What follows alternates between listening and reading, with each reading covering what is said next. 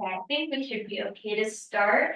My name's Megan Pratt. I'm a student here at the Center for Public Legal Education of Alberta, or CPLEA for short.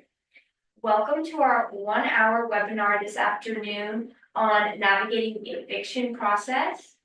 I'll introduce our panelists in a few moments. Jessica is monitoring the chat during the presentation, and she might pop some things in there during our conversation.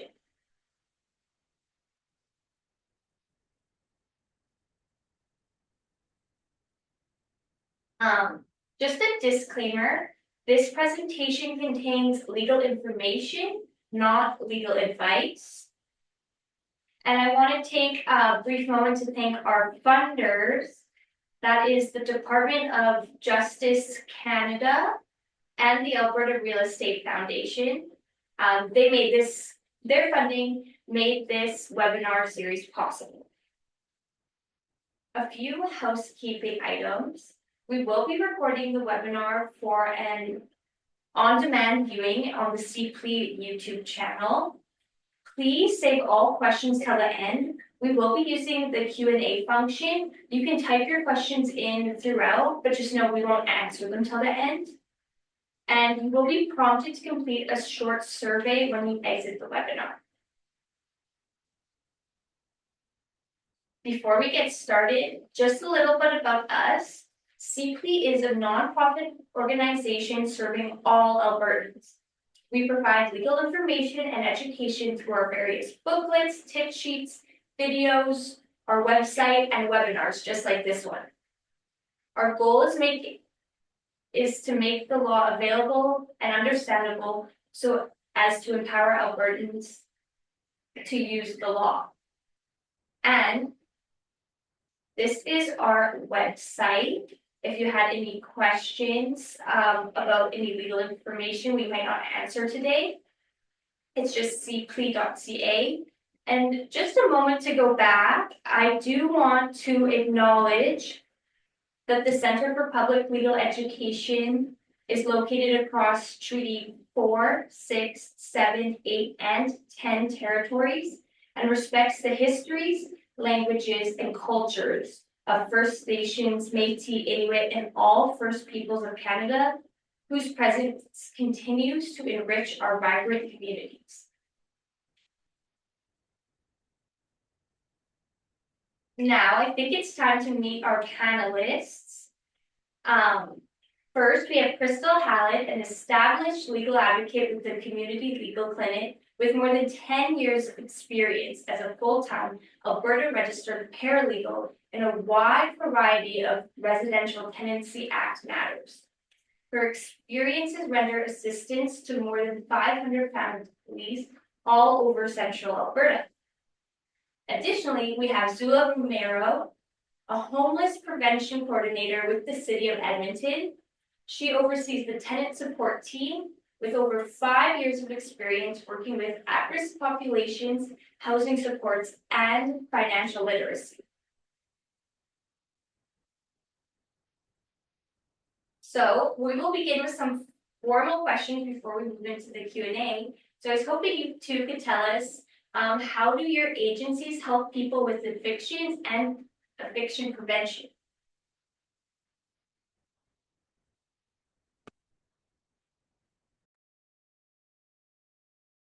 I can start if you'd like, Zula.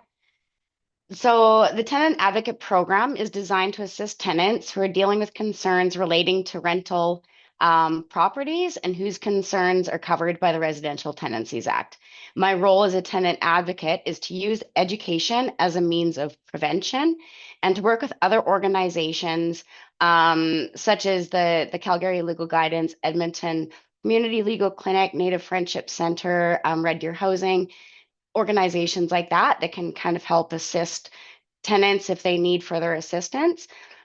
We provide presentations to educate the public on their rights and their responsibilities as a tenant, and we assist by advocating for those who need guidance, either through informative letters to a landlord, just to open that line of communication up, or to appear as an agent with the tenant at the RTDRS.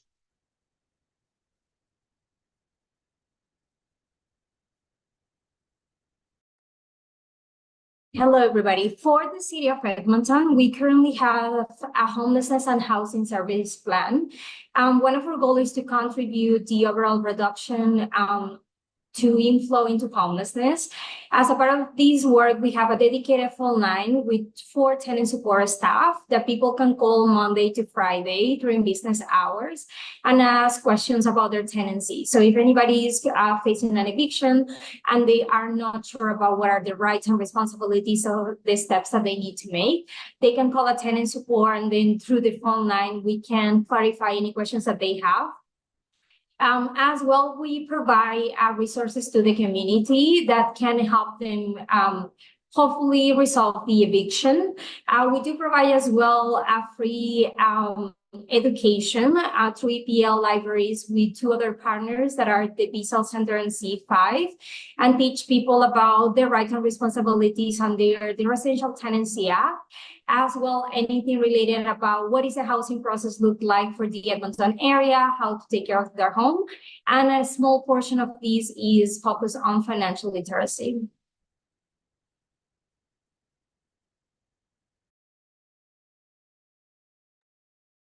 Perfect, thank you. I think that was a good introduction into your agencies. With that as our starting point, could you guys tell us what are some common issues tenants are facing right now with evictions?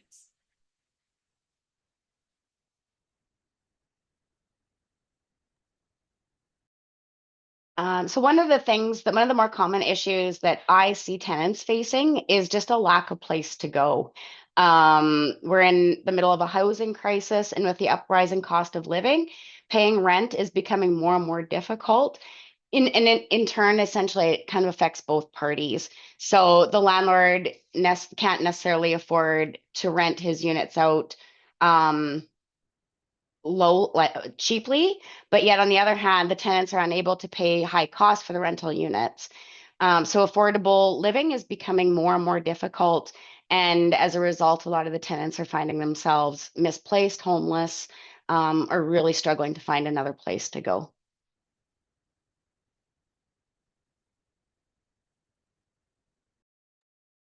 For us, it's about the same. Like we find like rental arrears with the rental increases and the high rise of the cost of living. Like we find like the rental vacancy in Edmonton as of 2023 was 2.4.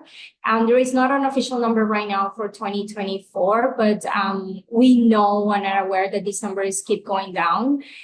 We do see a lot of tenants facing issues with like maybe things related to the Alberta Health Services environmental like the standards that they need to meet for the landlord.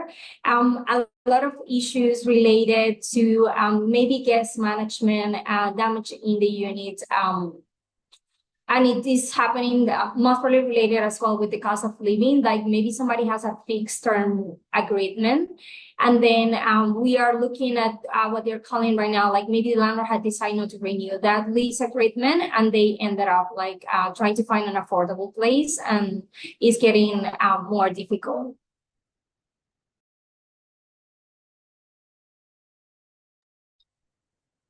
So the common issues kind of lead us to the next question, since there's a theme that people aren't having somewhere to go if they were to be evicted. When tenants receive an eviction notice, what kind of steps can they take to stop the eviction from occurring? So from a legal perspective, I guess it kind of depends on what type of an eviction notice it is. If they're given a 24-hour eviction notice, and that could be for something like illegal activity, substantial damages to the property, assaulting the landlord or another tenant, there really isn't a lot that they can object to. If it's for unpaid rent, they can pay their arrears, and then that kind of gets them caught up to cancel that eviction notice. And in that case, there are organizations that they could reach out to kind of help out with that as well. I believe that the Native Friendship Center has a program that might be able to assist. And if the eviction notice is for kind of anything outside of that realm, the tenant can object in writing before that date given on the eviction notice. An objection letter essentially would cancel that eviction notice. And if the landlord wants to proceed further with that, then that would almost force them to get a court order. If they do need help, they can reach out to many of the organizations, our clinic, for example, Zula's organization as well, just for some extra support and any advocacy that they might need as well.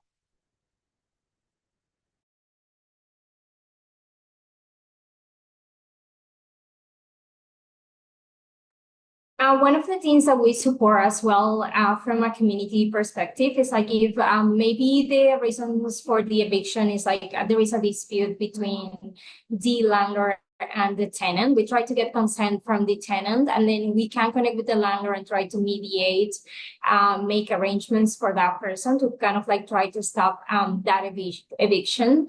There is another program as well that support with eviction prevention when people is on rental arrears. That is the Community Bridge program with the Bissell Center. Part of this program, it is funded by the city as well.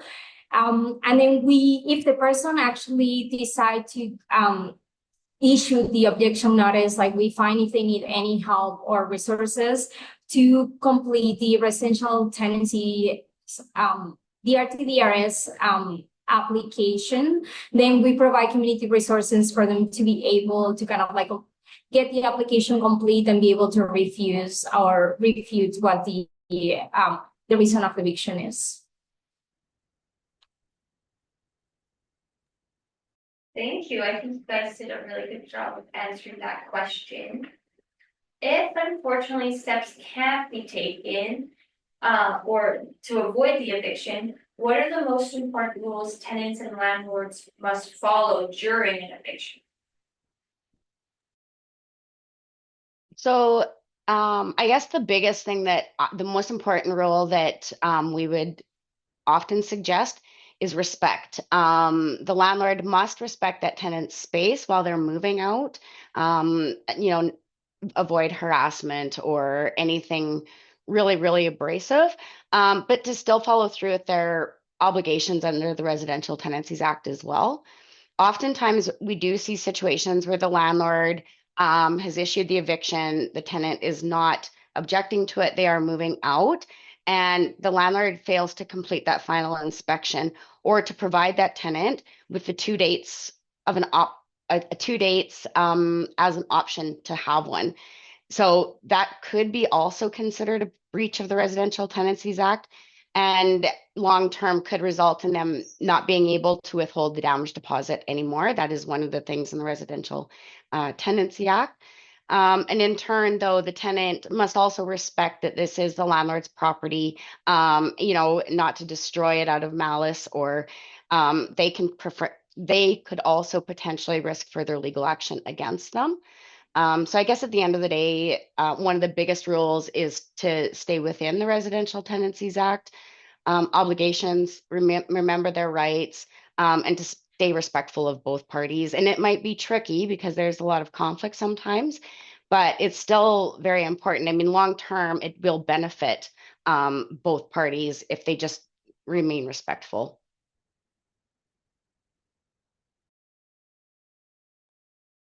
Respectful is one of our main keys for us as well. And then we do remain the tenant that they have to leave the unit in a reasonable and clean conditions, because if there is an expectation for that damage deposit to be returned to them and they could use it like later on for other moving expenses, the unit must be leave clean. And then always remember to do the move out inspection. Like under the Residential Tenancy Act, these can be conducted even 7 days after you move out. Just make sure you do the walkthrough with the landlord and you have the actual copy of the moving inspection so you can refute like anything, like if they're trying to charge you for something specific and maybe this was noted during the moving inspection. So that's why I think it's like really important to kind of like keep those documents handy, like your agreement, your moving inspection and all the things that you sign when you move into the place.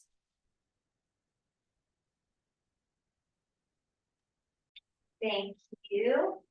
And then knowing the rules tenants and landlords must follow, what can a tenant do if their landlord doesn't follow procedures under the RTA? I guess if they've been illegally locked out or if their safety is being threatened, we would always recommend that they call the RCMP first and foremost, if their safety is being compromised. But if a tenant believes that the landlord has committed a breach of the Residential Tenancies Act of any kind, they could make an application to the RTDRS. There is organizations such as the Community Legal Clinic, where we do have tenant advocates that are in a position where they can help that application, just to kind of remove any barriers to justice, so that they have the means to make those applications, just to seek compensation if that's what the case is for that situation.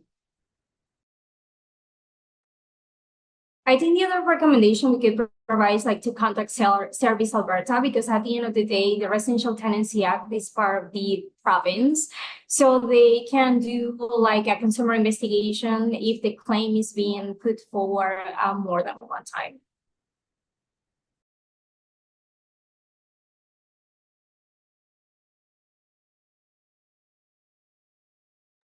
And then, do either of you have any final takeaways about evictions and eviction prevention that you would want people to know about? I think for us, I really want to make an emphasis, like we provide educations for tenants for free at EPL locations. We're coming out in the new year with a new branding. So if people really want to learn about their rights and responsibilities and the steps that they want to take, even if they are struggling kind of like connecting with like housing resources, it's a really good tool that is available for the community. We're going to have we have a basic session that is just a 3-hour just for basic information about what that looks like. And we do have a certificate training that is for a month, once a week for 2.5 hours. We provide like snacks, bus tickets for people to get there. And then they can use these certificates if they are looking to connect with new housing resources. The training is recognized by ARLA, that is the Alberta Landlord Association, as a reference. So if after all this eviction process, like you kind of like are looking to connect with a new place, we could be a good place to start. And then once you get into that new tenancy, then you know all you need to know to be successful.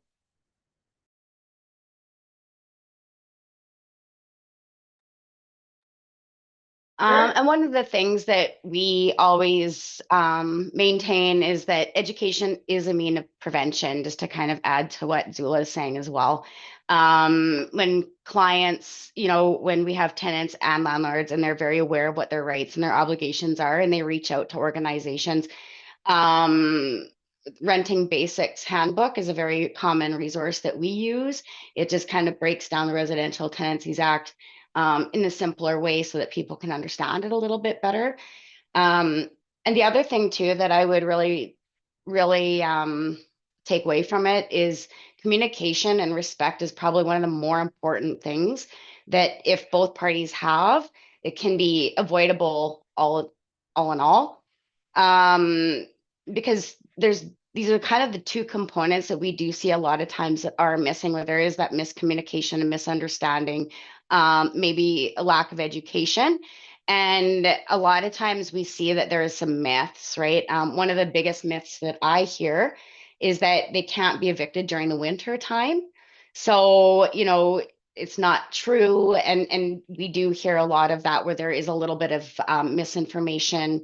And so, yeah, so I guess the biggest thing that I would say is education is definitely a good means of prevention for sure.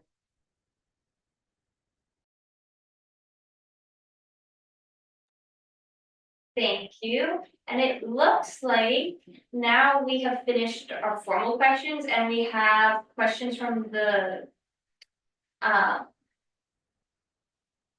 viewers coming in. Let me just pull them up.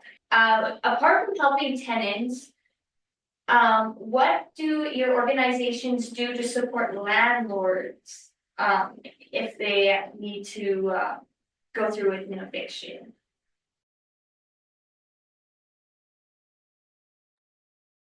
For the city, I think like many years ago, we used to be the Landlord and Tenant Support Board.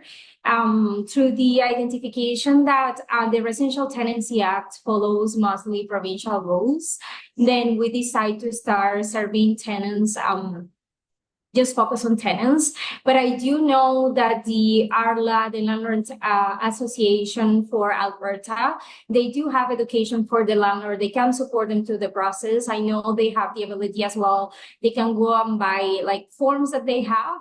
Directly on our site, we do provide mediation. Like if somebody call us and then they are willing for us to have a conversation with the landlord and try to mediate the situation, that's one support that we can do to the landlord. We always encourage landlords and tenants to call the tenant support line. Like if a landlord is being challenged by a tenant and they recognize that this person maybe are not aware about their rights and responsibilities, the landlord could provide the tenant with their phone number. And then in this way, that person will connect with us and we can explain and break it down for them.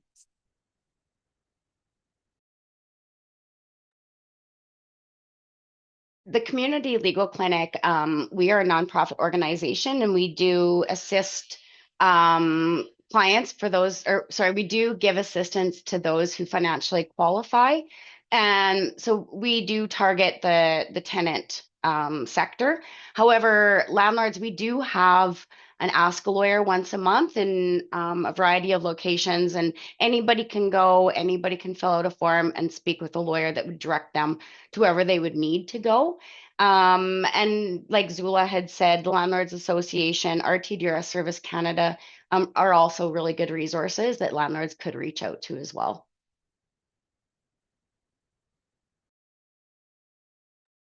Thank you. It looks like there is a few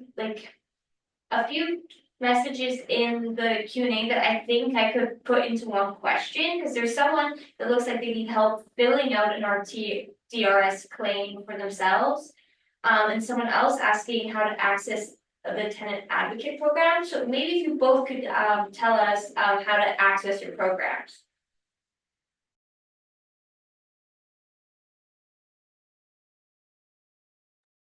For the tenant supports, like people who live within the city of Edmonton, they can give us a call. Our phone number is 780-496-5959.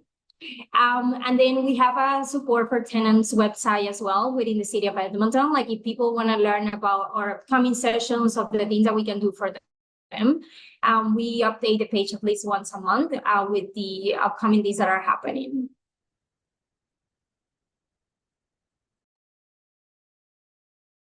And the Community Legal Clinic, we service a wide area of central Alberta. And so people can give us a call as well at 403-314-9129. And then they would speak to somebody at the intake. They would answer some questions, fill it out, and then a tenant advocate would reach out to them shortly. And we're on Facebook. I believe we're on Facebook,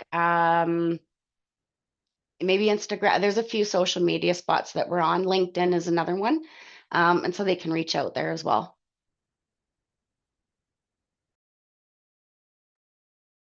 Perfect, thank you. And then another question we have here is, if you have a 1-year fixed term lease, does the landlord have to give you 3 months notice or no?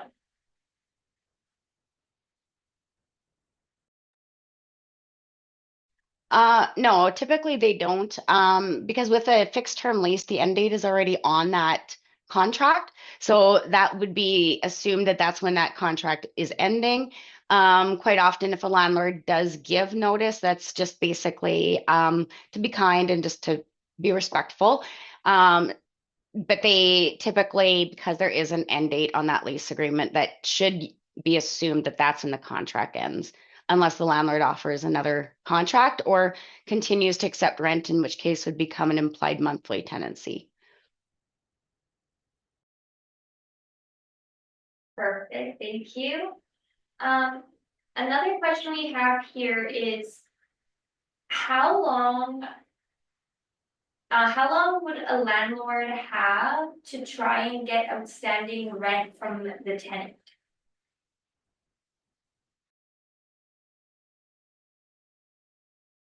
Statute of limitations. So I think like for this one is like once if this person has been evicted and they have moved out of the premises, then the landlord have 2 years to collect that rent past that day to and then go to take this person to court. If the situation is for somebody who is living at the premises, I think it will be up to the landlord to decide. Usually the lease agreement will let the tenant know when what is the expectations about when the rent needs to be paid by. For these landlords, usually issue like the 14-day eviction notice, and then the expectation will be for the tenant to kind of like pay the rent with that time frame to try to reverse the eviction. If this doesn't happen, then they have like kind of like the time frame while they file with the RTDRS. But at the end of the day, the tenant have to be able to explain through the hearing like the reasons why the rent hasn't been paid.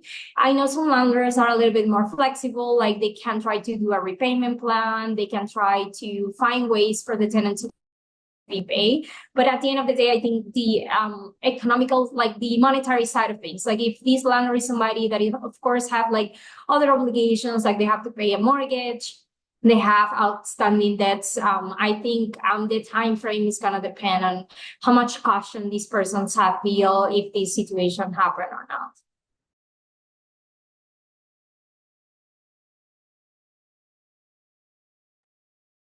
Perfect, thank you. And then we have lots of questions, which is good. Another question is, if the tenant will not move out even with a court order, what would happen next?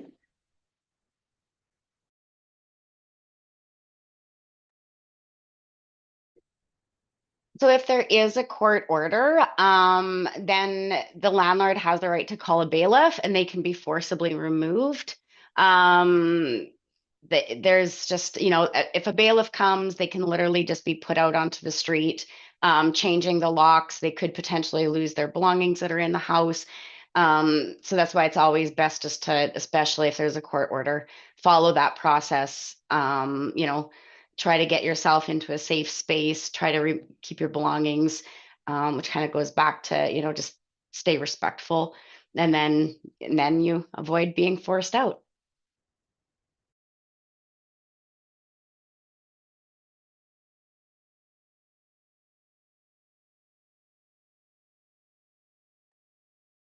Perfect. And then another question here is, what is considered normal wear and tear?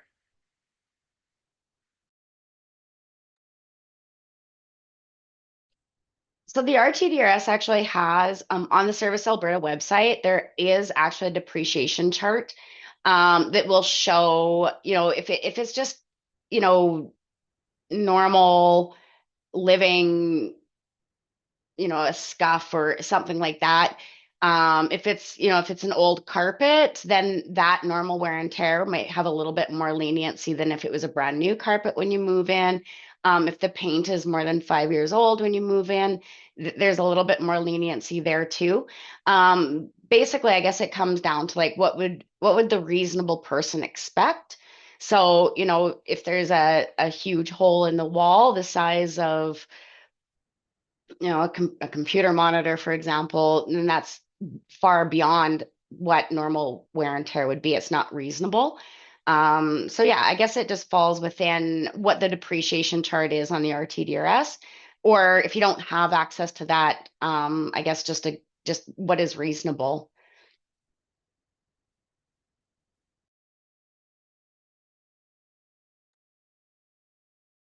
Thank you. And then moving to the next question. How long do you have to try and get a damage deposit back from the landlord? Is there a time limit on that?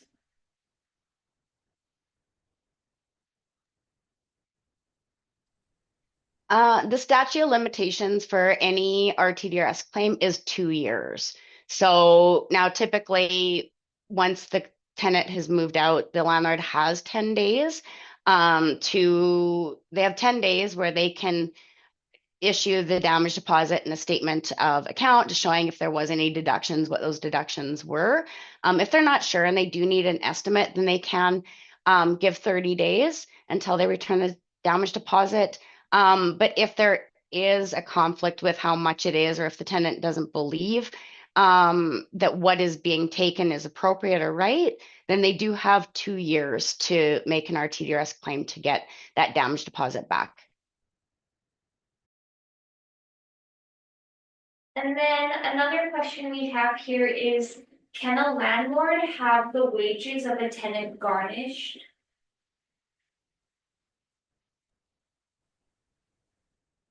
If they have a court order, they absolutely can. Yeah. That would be a civil matter. The RTDRS doesn't, once they get that order, it is then filed with a different court. So then it would have to be addressed at that court level. But they can garnish it. And because that's a little bit more civil, it's a little bit more lawyer oriented. It would be better if they don't understand how to do that process, it would be a good idea always to go and speak with a lawyer on how to do that.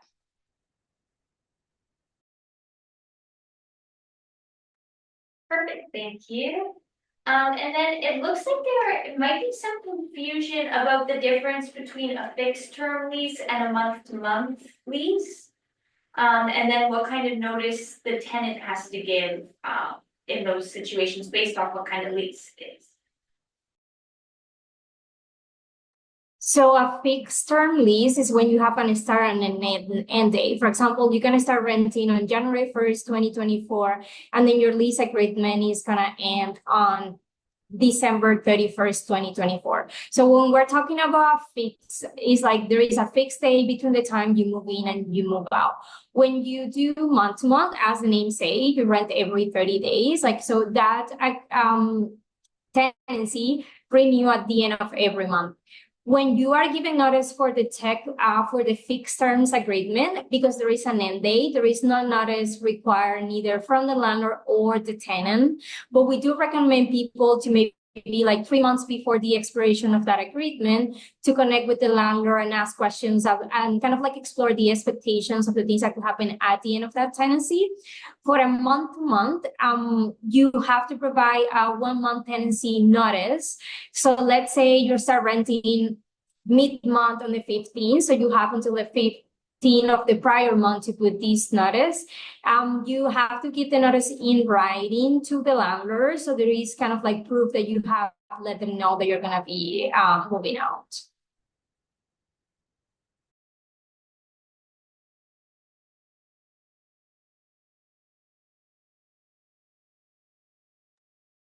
And then another question is, how is an eviction notice commonly served?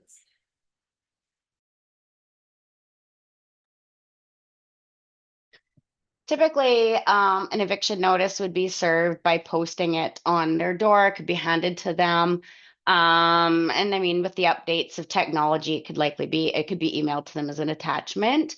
That, of course, isn't in the Residential Tenancies Act, but it has been accepted in the past with, past decisions as well. Typically, it just has to be posted or handed to the landlord. The tenant.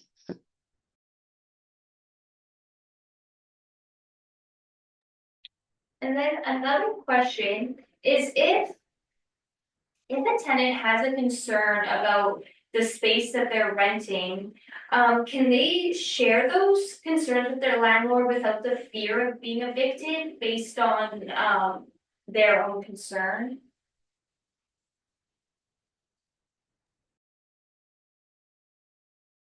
Yes, they can. In fact, it's encouraged. If there's a deficiency with that rental space, if there's a problem with it, it's always important to have that paper trail, just so there is that reference, or if they do need to go back to that later on, to let that landlord know that there is a problem, whether it be, a pipe issue, whether it be an infestation of some sort. It is important to let that landlord know so that they can come in and they can fix it, whatever that problem is.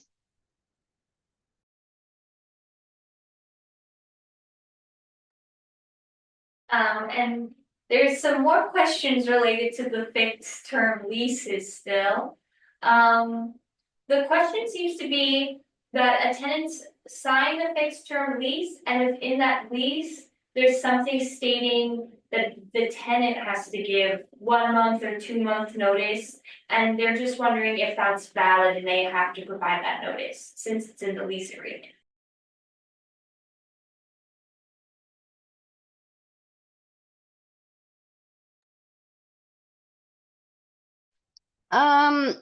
Yeah, if they sign that lease agreement, that is a term that they're agreeing to, but in that same sense, because that lease agreement, and kind of to highlight what Zula had said earlier, that lease agreement does have that end date. It would be complementary, and it would be it's likely in there just so that neither party is really blindsided, that they know, okay, this is definitely, you know, a month or two in advance.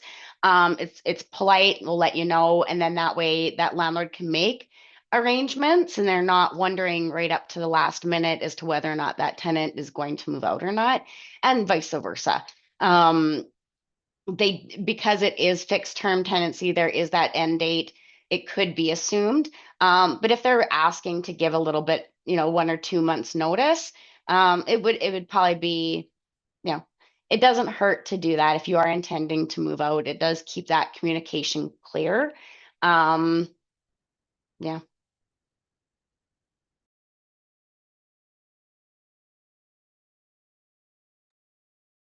And then another question we have here is related to rent and how often it can be increased, and can it be increased by as much as the landlord wants? So the rent can be increased every 365 days, kind of like it could be, you could think about it like it once a year, but it's always one every 365 days. The other thing to keep in mind is like there are not rental caps in Alberta. So the landlord unfortunately get to decide how much that rent is gonna be. They of course are expected to be kind of like paired with the market where the property is at. There is a new term that I actually learned this week that is kind of like an economic eviction, that landlords sometimes when they want to get a tenant out, they tend to increase the rent, and then maybe it's not a par with this person what they can pay. And the RTDRS, you can like file a claim with the RTDRS and let them decide if this was not an economic eviction. But the landlord do have to wait for that 365 days to be passed for them to be able to increase the rent again.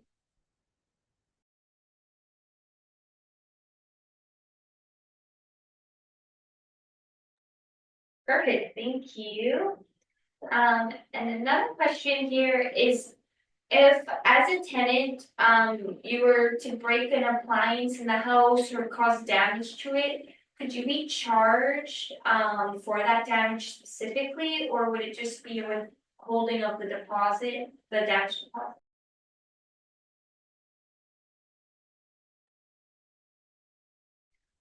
Yeah, you could absolutely be charged for any damages that you cause. And if it does exceed the amount of that damage deposit, then there could be some additional charges as well. When you move out, that would be likely when that conversation would happen. You know, if they're not sure, this is the estimated cost. They could keep the damage deposit, but yeah, if the damages exceed that damage deposit, then yeah, you can absolutely be charged for any damage that you cause.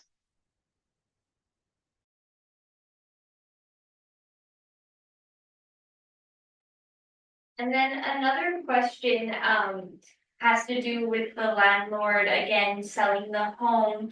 It's people are just wondering, could the realtor come into the house and take pictures or temporarily move their things around, like the tenants' things, in preparation for the home sale?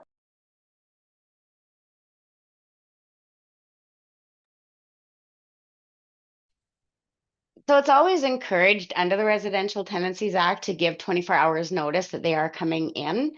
And at the end of the day, it is still that landlord's property, so they can go in and they can, you know, do what they need to make this sale, but they also have to be respectful and cognizant that they have tenants in there and not breach their peaceful enjoyment of the property. So, and they do have to give 24 hours notice that they're coming in as well.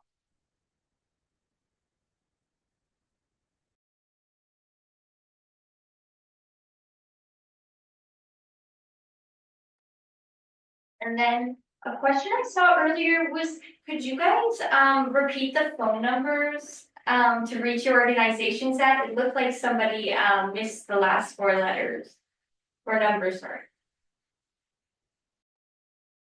So for tenant supports will be 780-496-5959. And for the community legal clinic, it's 403-314-9129. And we can put that in the chat as well if that's easier. Yeah, if you guys could maybe put that in the chat. And then also, if possible, someone was just wondering if you could repeat what website they could get the information for regarding depreciation and the wear and tear.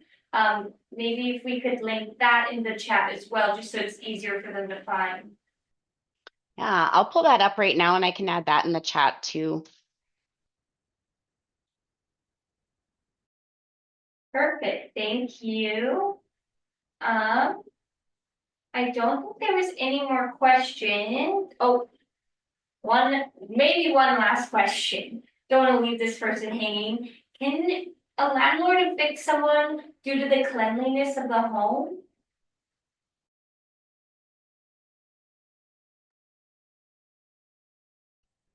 Yeah, so one of the things that it does say in a lot of lease agreements even is that it does need to have, the home does need to be maintained. And it kind of comes back to that respect thing, right?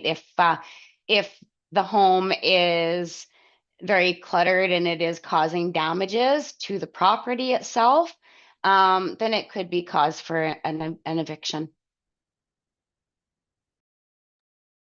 Perfect, thank you.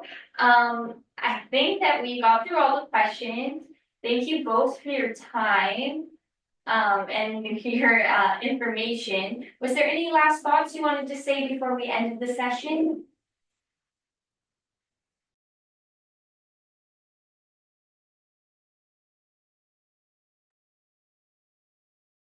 I know for us, I really enjoyed being asked to be on the panel. It was very informative. It was a lot of fun, I do think. And I would like to reach out, Zula, and see if we can also discuss both of our organizations and how we can help out as well. Yeah, of course. And thank you so much for the invite as well.